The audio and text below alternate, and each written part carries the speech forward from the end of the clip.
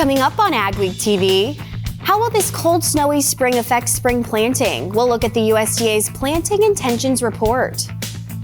Snow has piled up across the region this year. We'll talk about how that might impact the start of planting.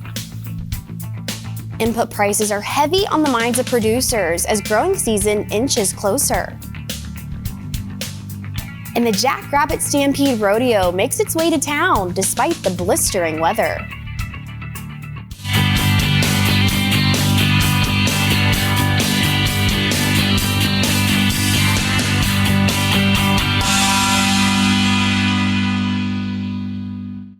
Welcome to AgWeek TV. I'm Emily Beal.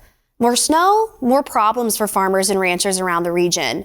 As Jenny Schlecht reports in our AgWeek cover story, even as it melts, our heavy snowpack will continue to cause trouble. A lot of melting is going to happen before we see tractors in these fields. So lots of water. Alan Schlag is the hydrologist for the National Weather Service in Bismarck, so he's been watching the situation closely. He says there's a lot of water in the heavy snow that covers much of the southern half of North Dakota. While a return to near normal temperatures and melting conditions seem positive, Schlag warns the snowpack and ice will continue to cause problems. We might be looking at some overland flood concerns. We might be starting to look at streams rising. Potential for ice jams is out there. Plenty of ice on a lot of these streams yet, and then just downright high water. Because once we get into this melt pattern, it looks like it's here to stay. Schlag says one positive is that many areas went into the winter very dry after a late summer drought last year. So these warm, dry soils are going to suck in a lot of moisture here over the next week or so. And then right after that, the soil temps are going to be actually kind of warm. Maybe not quite working for the seeding yet. Schlag says he expects an increase in prevented planting claims this year as planting gets delayed to the point of no return. The heavy snows of this late winter and early spring have also been challenging for cattle producers. NDSU Extension Ag and Natural Resources agent for Kidder County, Monica Fitterer, says the problems are likely to continue through the spring, possibly leading to loss of cattle. I know a lot of people are concerned about their corrals and, ditches and fields are going to get really full of water. A lot of guys, their corrals are going to fill up with water and they're going to run out of room for their cattle, or they're going to start having disease and those kind of things. In addition, Fitterer says after this long, cold winter, producers may be worried about hay and feed supplies. Near Medina, North Dakota, this is Jenny Schlecht for AgWeek. You could read much more in the next AgWeek magazine or at agweek.com. The late spring could have a big effect on planting. The USDA released its Planting Intentions Survey to see what farmers are planning for their acres.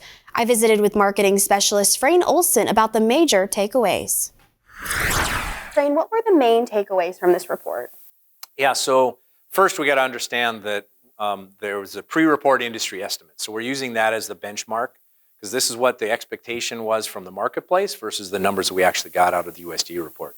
So when we look at the big three crops nationally, corn, soybeans, and wheat, the corn number, we were expecting the number to be up, planted acreage up to be from last year. That's what the expectation was coming in. We actually got a little stronger the number than what even the trade was expecting. So somewhat negative for the corn markets, but really not game changing because it was within what the range of expectations was. It was within kind of what people were thinking. On soybeans, they were looking for the trade was expecting a small increase in soybean acres total across the whole U.S. We actually came in at about what we saw last year. So pretty much flat from a planted acreage for soybeans, which is a little bit of surprise. Again, added some supportive tone into the soybean markets. For wheat, we need to break it into all wheat, which is all the wheat complex together. They were expecting an increase. We did get an increase, actually a little bit larger increase than we had expected. But again, well within a range. But when we look specifically at spring wheat, that was a little bit more of a surprise. The trade was expecting an increase in spring wheat acreage from last year. We actually got a cut in the, at least from the prospective plantings report, on what the spring wheat numbers were going to be. And what does this mean locally? Yeah, so when we dig a little deeper and look at what happened in North Dakota specifically, again, we're looking at the big three crops.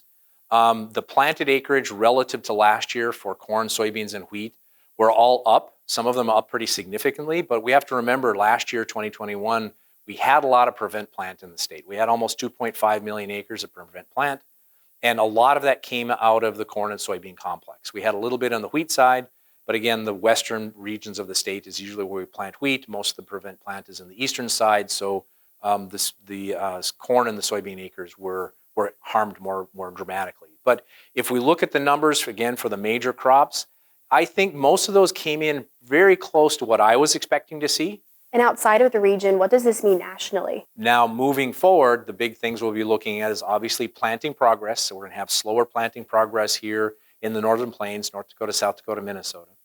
But when we get into the central corn belt and even into the south, right now they're looking like they'll likely have average or typical planting progress.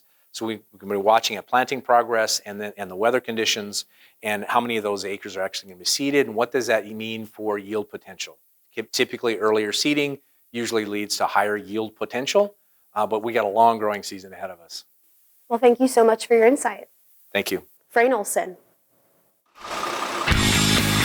Up next on AgweekTV, input prices have been a concern for farmers, but how are they sitting as planting season creeps closer? We'll find out. Risk management is not just for the grains. Livestock producers, did you know you too can protect the price for your production? Livestock Risk Protection, or LRP for short, is a great tool to help you protect the price of your calves. Cattle producers can also protect their pasture and hayland from lack of rainfall with pasture rangeland forage or PRF insurance. This is a very affordable way to help producers in times of below average rainfall. Call the risk management specialist, Martinson Ag Risk Management. Since the inception of Vaterstadt, the spirit of innovation has led the company. We push the limits, providing innovative and reliable seeding and tillage solutions that simplify everyday life for farmers. We continue to reimagine the capabilities and technology behind farm machinery, providing customers with a perfect emergence while maximizing their yields. We look forward to growing together. There's no easy button, no guarantees, or promises of a good year. This is farming. It's unpredictable and demanding, with long days and sometimes stressful nights. It's weathering the storms and coming out successful. Farming isn't for everyone. We thank those who make it their life, because it is for everyone.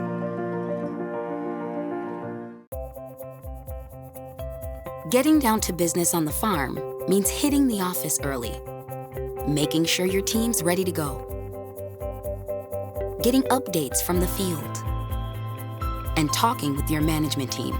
At Bremer Bank, we understand the business of farming and how to protect and grow your operation so you can be sure your present and your future are in good hands.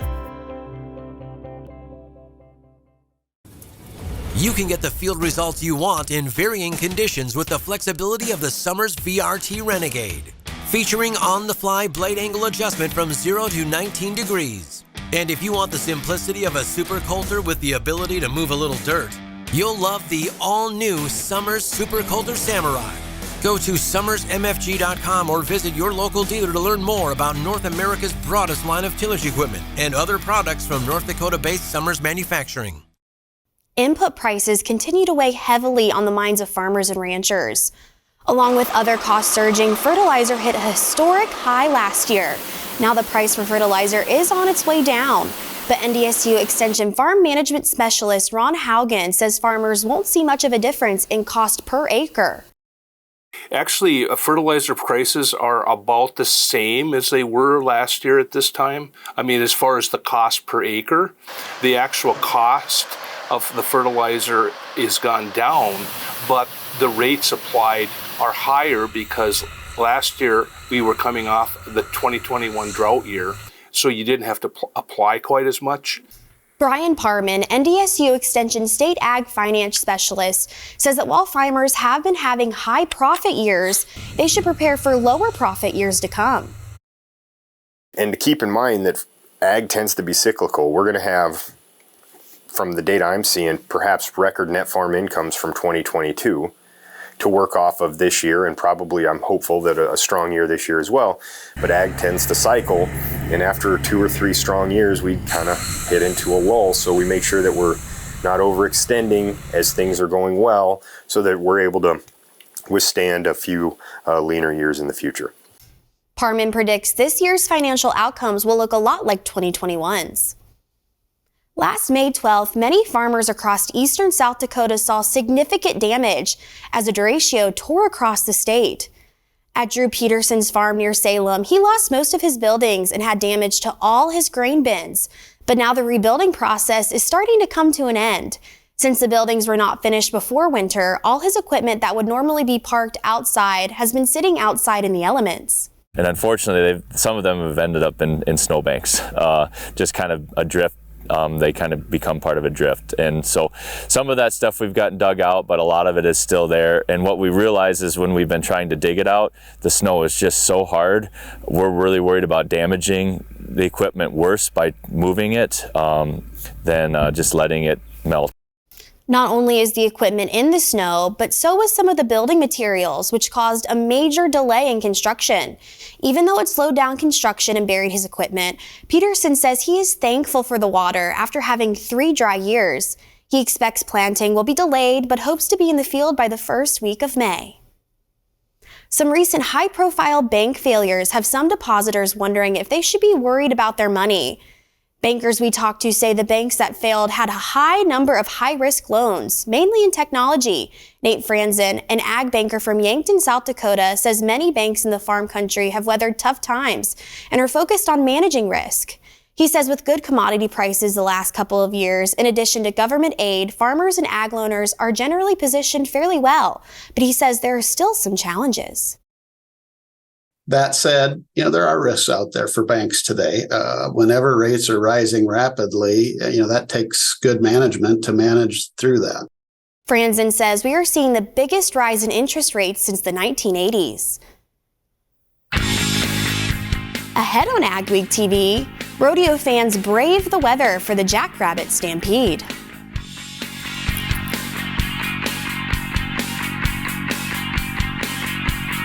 The team at North Star Ag is committed to quality and committed to you. We're not just a full-service dealer, we're farmers too, so we know you need the best machinery and services that'll keep you going all season long. We have the largest equipment inventory in the upper Midwest with a well-equipped parts and service department. So whether you need machinery tomorrow or parts today, stop in and experience what North Star Ag can offer on our website at northstar-ag.com or give us a call at 701-361-4790.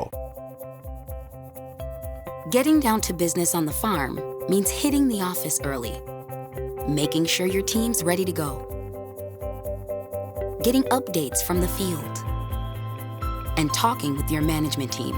At Bremer Bank, we understand the business of farming and how to protect and grow your operation so you can be sure your present and your future are in good hands. We farm up by Drayton, North Dakota. We farm about 2,500 acres, and I'm a 5th generation farmer. It started out essentially as a vanity thing along the highway just to try and not make it look so bad when people drove by. The effects we had there, and talking with Jim and Darcy at ECO, we realized that it had options in different crops and different things, so we ended up using it now in sugar beets, we use it in beans, and this year we're going to try it in wheat. The first couple of years in those small spots, it was just generally we could see they were better and it looked better, so that was what we went by. But now that we've been actually able to measure it in furrow and in some different plots in the sugar beets and beans, the rate of return has been anywhere from 1 or 2 to spots that's made a difference of probably 4 to 5 times on the rate of return, which is, exceptional. For us river guys there that deal with flooding issues along highways, but pretty much anywhere that has salt issues, which is, a lot of different acres up here and a lot of different crops too. So we've definitely had interest from other growers, and I think that there's probably an application on almost every farm. Built in North Dakota and delivered across the Midwest, every Pinky home is a custom home, designed for your family, built by ours. And with our on-site lumberyard and generations of experience, we can help build the home of your dreams without breaking your budget. Build something that lasts. Build with Pinky Homes. Get to know us and see all of your customization options at pinkyhomes.com. AgWeek Weather is sponsored by Bremer Bank. Connect with a banker today at bremer.com. How will Easter weekend's weather fare? Here's John with our AgriWeather Outlook. Good news for spring lovers in the northern plains where the weather has been so consistently cold. We're finally going to start warming things up. The weather pattern that has brought temperatures into the 70s and outbreaks of severe storms and tornadoes is finally going to move northward. It's going to bring spring temperatures. It's going to leave the tornadoes further south, but it's going to move up over the areas that still have snow on the ground and have had nothing but winter so far during the spring months. It's also going to bring with it a chance for some rain, and the areas that are melting snow don't want to see a lot of rain. A few rain showers won't make a difference in the spring flooding in the far north, but that'll be a concern. Also, will the weather pattern dry out? Places like North Dakota and many areas of northern South Dakota have had so much snow recently, and other parts of the Midwest so much rain, that there are some concerns in some of the far northern areas about spring planting, but we'll get to that later. Temperatures warming up. The jet stream has gone northward over the snowpack. It's still very cool. Temperatures early this week, though, likely to warm into the 40s over the heavier snow, and you'll get some pretty warm weather. Western North Dakota may well get temperatures into the 60s to around 70 during the course of the week. And a lot of this weather in orange is going to be weather in the 70s with even some 80s and a few hot temperatures down south. Still some cold weather in southern Canada, but this is below freezing stuff. That is in retreat right now as we keep the weather fairly dry. Later in the week, though, notice this shape, southwest to northeast jet stream. That brings potential weather. There could be a weather system we'll have to keep an eye on that could bring some rain and maybe a little bit of wet snow into some areas of the northern plains. The south will continue to be warm, and rain will come in the form of thunder showers. And here we are with another potential system developing into the northern plains area over the weekend. The second week, I'm anticipating a little bit of a trend toward a split flow at the jet stream. We're still going to have chances for weather systems, though, into the northern plains region. So I'm not saying it's going to be a grossly wet pattern over the snow cover, which is melting, but it does look like there will be chances for that. Meanwhile, the areas that have warmed up are going to stay pretty warm here this April. Precipitation this coming week, there will be some thunderstorms pretty far south. This area of the northern plains looks rather wet, mostly late in the week with a chance of showers, and rain may mix with or turn to snow. Pacific Northwest will get a round or two of precipitation. Now the second week, now we're pushing this on into after tax time, basically. Still looking like the thunderstorms are going to be confined to the south and some areas of the lower and eastern Midwest. I still see here around mid-April a chance for some additional rain showers over the snowpack in the northern plains, and the Pacific Northwest, including California, will continue to be wetter than average. I'm Peter Bosch. I've been working with Gateway Building Systems for a little over 20 years now. I chose Gateway Building Systems to build my shop because I wanted a building that could both be used for my equipment and as a place for my family to hang out and do things. I would advise anybody that's thinking about working with Gateway to go in and talk to the guys there, tell them your plans and your future dreams, and let them design something for you.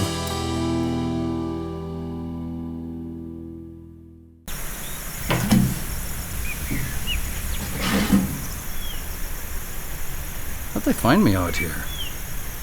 Huh. Current resident. They don't even know who I am.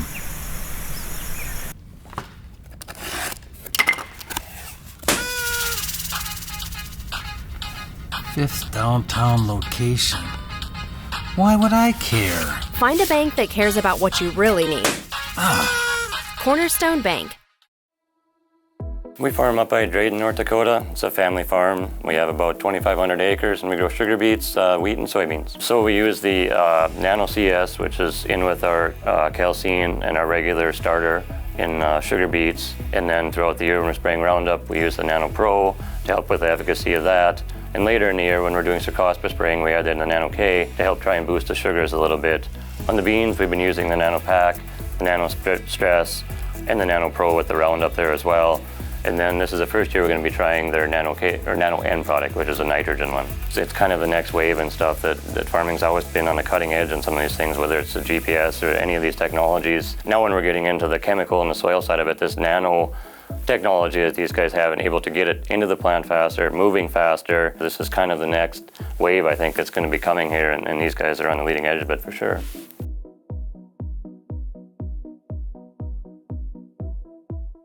Don't miss out on the equipment you'll need next season. Titan Machinery, your local Case IH dealer, has early order discounts on its full line of powerful, efficient, new Case IH equipment, including tractors, combines, and self-propelled sprayers. Get a great deal and ensure that you have the latest in productivity and technology. Supply chains are tight. Contact your Titan Machinery dealership today and find out how much you can save by ordering ahead.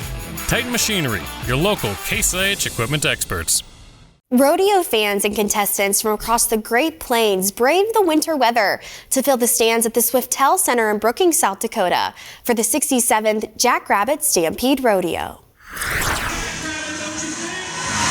South Dakota State University rodeo athletes kicked off their spring season with their home rodeo, welcoming around 275 competitors from North Dakota, South Dakota, Nebraska, Iowa, Minnesota, and Wisconsin.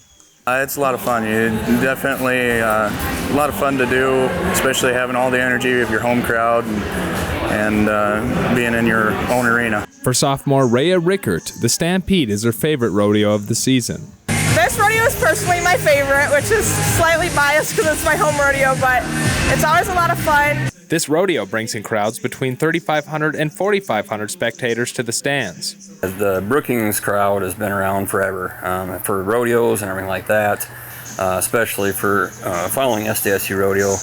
The whole region knows that the Brookings crowd is going to be electric, and they know rodeo. Being a rodeo athlete can be challenging, but these competitors say it's worth it. I am an exercise science major, so I have a lot of school, plus doing 3 events, and it gets really stressful with practice and everything, but once you get a system down, it flows pretty easy. I've been doing rodeo since my 7th grade year, and it has just grown to become my favorite thing, and I don't think I could see myself not doing it. Getting back into the rodeo circuit with their home rodeo. Halftime's over, and we're just kind of getting right back into it again, and team's sitting up in there, top 5 in the region. So, but yeah, we've got some catching up to do, but we'll get there by the end of this season. The SDSU rodeo team finished with the women's team placing 2nd overall and the men's team placing 5th. South Dakota State University celebrated its 100th Little International. Due to a winter storm, most of the events on the first day had to be canceled, but that didn't stop the crowd from coming out to support the organization during the final shows. Our spectators come back year after year, and this year's just even a little bit more special than most, because not many clubs can say they've made it 100 years on campus, and we're one of the ones that can. In addition to the student events, this year, 12 past round-robin winners were able to get back on the green shavings again and compete in the very first alumni round-robin. Yeah, it's been a long time, so it was sure different, but it brought back a lot of memories, especially of species that we don't show at home, like the horses. It had been 30-ish years since I've been on the halter of a horse, so that was kind of cool. This year's Little Eye had 158 exhibitors and 164 student staff members and featured horse, beef, dairy, cattle, goat, sheep, and swine shows. This year's Little Eye also had several other events for alumni to participate in, including the Centennial Social, Chili Cook, and Alumni High Point contest. Up next on AgWeek TV, local foods are being dished out.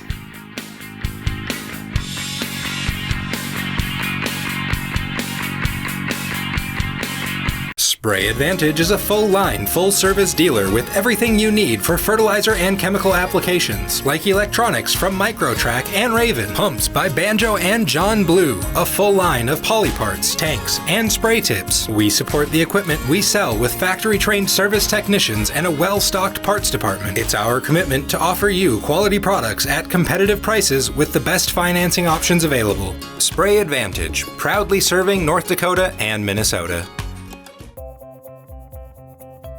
Getting down to business on the farm means hitting the office early, making sure your team's ready to go, getting updates from the field, and talking with your management team. At Brimmer Bank, we understand the business of farming and how to protect and grow your operation so you can be sure your present and your future are in good hands.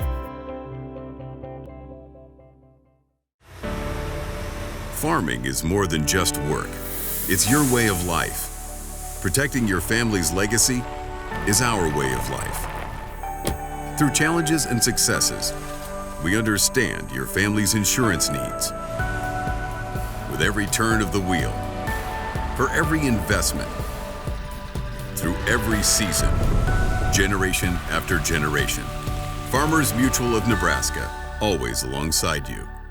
When the water's high and your yields are low, 'cause your fields have no place for water to flow, just one call takes care of it all. Call on Field Drainage Incorporated. Call on Field Drainage Incorporated. Call on Field Drainage. The experts in the field. The Prairie Revolution Ditcher is the new standard for surface water management. The Revolution Ditcher leaves a smooth finished 5-foot flat bottom cut and cuts up to 10 inches in one pass. Throw dirt in either direction, up to 165 feet. Now with the hydraulic cross auger to break up dirt and keep you working faster. Check out the Revolution Ditcher at Prairie.com. Connections, lessons, and local foods were dished out at the Feast Local Foods Trade Show in Cannon Falls, Minnesota. The Feast Local Foods Network is a partnership of many organizations working to strengthen the region's food system through innovation. The show offers more than 50 Minnesota businesses the chance to connect with others in the industry to expand their businesses. Organizer Elena Bryn says the show attracts a wide variety of buyers like grocery stores, restaurants, and schools. We really work to not only support the businesses in their growth, but specifically connect them to markets and also hope to serve buyers because we think that they want to add value to their businesses by showing their community how they reflect and are working to increase economic development in the region. Kat Duvik owns Social Mixers, a botanical beverage syrup company. She says the event connected her to buyers and suppliers, but it also gave her some very important information about running her business more efficiently. I did finance and I did social media, and I have a task list from both. Yes, both of them were. I had some aha moments for sure. Feast also has a local foods magazine for sharing information with the public and farmers about local food systems. Stories you'll only see on AgWeek.com and an AgWeek magazine this week. A bill to expand corporate farming in North Dakota nears the finish line. And a farm family continues to operate on land near Rochester, Minnesota, that's been in the family since 1880. We appreciate you watching AgWeek TV. Remember to check us out daily on Facebook, Twitter, Instagram, and TikTok to keep up on all your ag news. Have a wonderful week, everyone.